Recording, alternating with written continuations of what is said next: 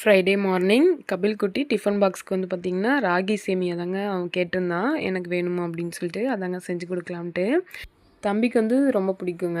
இது வந்து ஏதோ ஒரு டைமில் கேட்கும்போது அவனுக்கு செஞ்சு கொடுத்துருவணுங்க. இது வந்து இங்கே கிடைக்காது, நூடுல்ஸ் மித்தத்தில் கிடைக்கும். இருந்தாலும் வந்து நான் அனில் சேமியாவில் வந்து எப்பயுமே ஊர்லேருந்து வாங்கிட்டு வந்துக்குவேன்.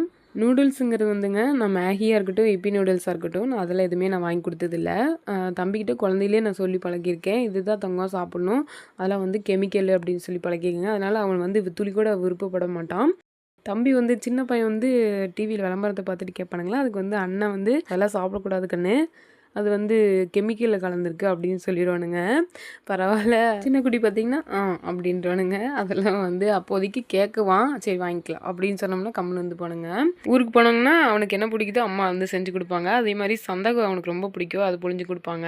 ராகி சேமியா நான் எப்படி செய்யறதுன்னு சொல்லிடுறேனுங்க. இது வந்து ஃபஸ்ட்டு தண்ணியில் லைட்டாக உப்பு போட்டு 3 நிமிஷம் ஊற வச்சுக்கலாங்க. நல்லா தண்ணி வடிச்சிட்டு இட்லி பாத்திரத்தில் வந்து ஒரு 5 நிமிஷம் வேக வச்சு எடுத்துக்கலாங்க.